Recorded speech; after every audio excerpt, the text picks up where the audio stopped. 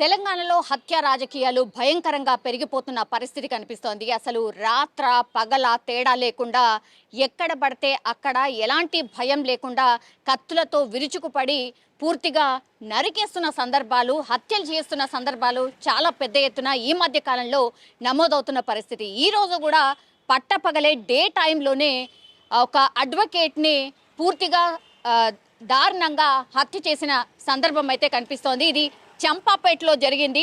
Santosh Nagar, new Maruti నగర్లో advocate ఎవరైతే ఉన్నారో ఈయన ఎర్రబాపు ఇజ్రాయెల్ అంటారు ఇతన్ని.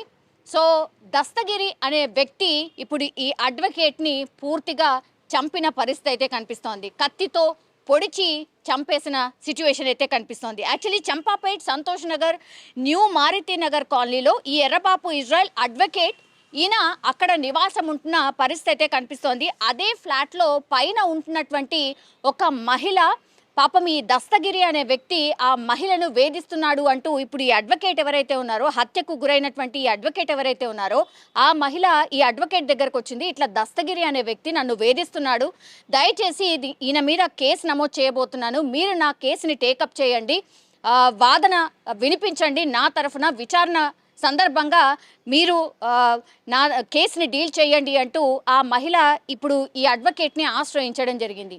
ఇదే ఇప్పుడు దస్తగిరికి కోపంగా మారిపోయిన పరిస్థితి.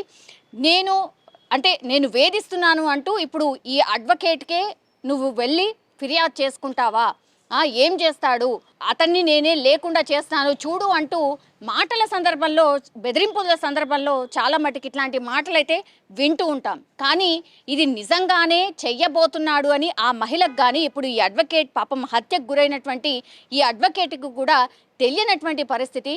కత్తులతో విరుచుకుపడి కేవలం ఆ మహిళ ఇప్పుడు ఈ అడ్వకేట్ ఇజ్రాయెల్ని ఆశ్రయించినందుకు తప్పు చేసింది దస్తగిరే. దస్తగిరికే దస్తగిరి మీద కేసు పెట్టడానికని పోలీస్ స్టేషన్కి వెళ్తే అదే కోపంతో ఇప్పుడు ఈ అడ్వకేట్ని దస్తగిరి అనే వ్యక్తి చంపినటువంటి సిచ్యువేషన్ అయితే కనిపిస్తోంది. సో ఎంత అసలు దేనికి కూడా ఆ తర్వాత ఏం జరుగుతుంది ఏంటి అనేది కూడా ఆలోచిస్తున్నారా లేదా అనేది కూడా తెలియనటువంటి సందర్భం. ఈ దస్తగిరి అనే వ్యక్తి యాక్చువల్లీ ఒక ఎలక్ట్రీషియన్.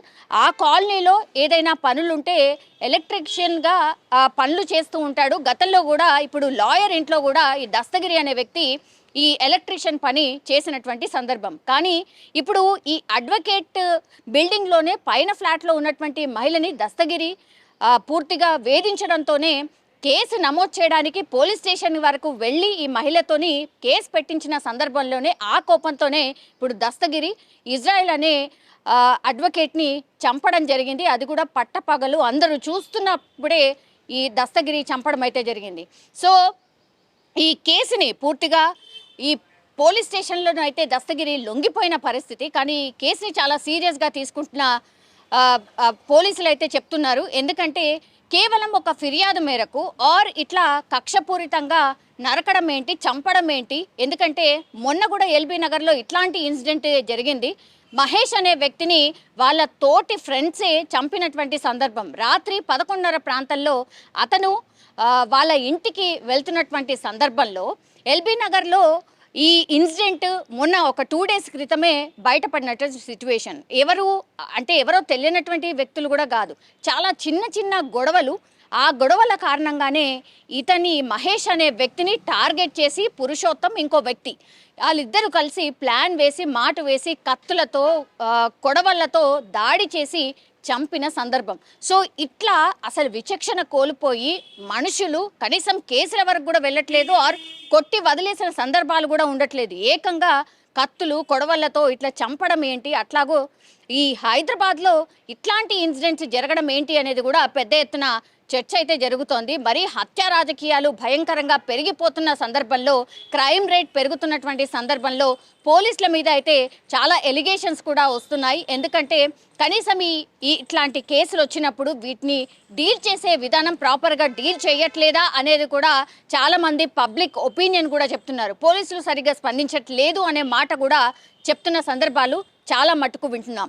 తీరా ఇప్పుడు చూడండి, దస్తగిరి అనే వ్యక్తి ఏకంగా ఒక కేసు, మహిళకు సంబంధించి ఒక కేసు విషయంలో ఈ అడ్వకేట్ మద్దతు తెలుపుతూ ఆమెను తీసుకెళ్లి పోలీస్ స్టేషన్లో కేసు నమోదు చేసినందుకు చంపేశారంటే దీన్ని బట్టి అర్థం చేసుకోవచ్చు ఎంత భయంకరమైన పరిస్థితి ఉంది హైదరాబాద్లో అనుకోండి, లేదంటే మన తెలంగాణ వ్యాప్తంగా కూడా ఇట్లాంటి కేసెస్ అయితే చాలా పెరుగుతున్న సందర్భాలు అయితే కనిపిస్తున్నాయి. ఇప్పుడు పోలీసులు అయితే దస్తగిరిని అదుపులోకి తీసుకున్నారు, ఆయన మీద కేసు ఫైల్ చేసిన సందర్భం అయితే కనిపిస్తోంది.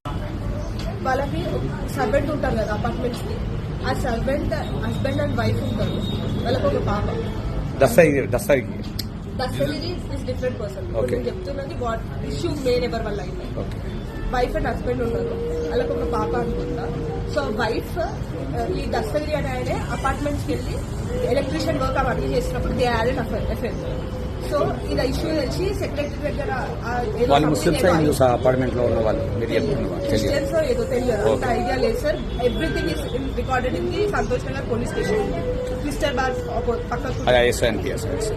దాని తర్వాత మా డాడీ ఏం చేసిందంటే 1 month బ్యాక్ ఆయన కాల్ చేసి ఎక్కడున్నావు, ఇంట్లో వర్క్ ఏదున్నా మేము ఆయననే పిలుస్తాం, ఎక్కడున్నావు అంటే ఈ సెట్ ఎంటైర్ ఏవైతే అయ్యిందో ఏది అఫేర్ ఉందో అదంతా చెప్పినప్పుడు అరే అవి అంతా ఎందుకురా వచ్చి పని చేసుకోమంటే నువ్వే దాపెట్టిన వాళ్ళని. మా డాడీకి అపార్ట్మెంట్స్ లో గ్రౌండ్ ఫ్లోర్ మా డాడీ ఆ బ్లాక్ అని అపార్ట్మెంట్స్ నువ్వే దాపెట్టిన వాళ్ళని నువ్వు మా ఇద్దరిని అరేంజ్ చేయి, ఇప్పుడు మా ఇద్దరిని కలుపు అంటే నేను బ్రోకర్ని కాదు నేను అడ్వకేట్ని అని మా డాడీ చెప్పినాడు. మా డాడీ ఒక్కడున్నప్పుడు వస్తుండే దస్తగిరి ఎట్లా వస్తుంటే మా డాడీ ఇది సేఫ్ కాదు, something is happening, something is gonna happen అని మా డాడీ ఇది సేఫ్ కాదు ఆ కంప్లైంట్ ఇద్దామనే ముందు మాకు చెప్పిండు. అక్కడ వరకు కూర్చొని ఇట్లా అయితే నేను కంప్లైంట్ ఇద్దాం అనుకుంటున్నాను. ఈ రోజు ఏంది ఈ ఇన్సిడెంట్ ఇలా కంప్లైంట్ ఇద్దామా? ఓకే రీసెంట్ గా 10 days ఓకే కంప్లైంట్ ఇచ్చారా? కంప్లైంట్ ఇచ్చినారు, వాళ్ళు మాట్లాడి కౌన్సిలింగ్ ఇచ్చారు. అప్పుడు బయటికి రాగానే క్యూ మేర కంప్లైంట్ ఇయ్యారు సార్, తప్పటి మాన్నాక కంప్లైంట్ ఎందుకు ఇచ్చినా సెట్ అయిపోతుందే అని అన్నారంట. సరే ఫైన్ అని చెప్పి ఆయన కంప్లైంట్ అదంతా తీసుకున్నాక వచ్చేసినాక ఎవ్రీడే వచ్చి ఇక్కడ మాకు రెంటెడ్ ఉంటారు సింగిల్ పోర్షన్ లో, వాళ్ళ డాడీ ఉంటాడు, ఆ డాడీ దగ్గరకు వచ్చి ఆ తాత దగ్గరికి ఎప్పుడు వస్తున్నాడు ఎప్పుడు వెళ్తున్నాడు వచ్చి ముచ్చట్లు పెట్టడం స్టార్ట్ చేసినాక ఈ రోజు మార్నింగ్ కూడా ఇవాళ టాక్ విత్ దట్ అంకుల్ ఆ ముసలాయనతో మా డాడీ ఇట్లా టర్న్ తీసుకొని ఇది మా బ్లాక్ సార్ మా ఇల్లు టర్నింగ్ దగ్గరకు వచ్చేసింది.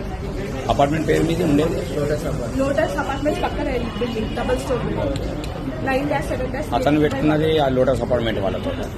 ఆయన పెట్టుకుంది శ్రీనివాస అపార్ట్మెంట్, మా డాడీ గ్రౌండ్ ఫ్లోర్ లో అపార్ట్మెంట్ లో ఉంది పోర్షన్. ఆల్రెడీ ఇంకో పోర్షన్ ఉంది అక్కడ మీరు చూస్తే అక్కడ పేరు ఉంటుంది మా డాడీ ఇజ్రాయెల్.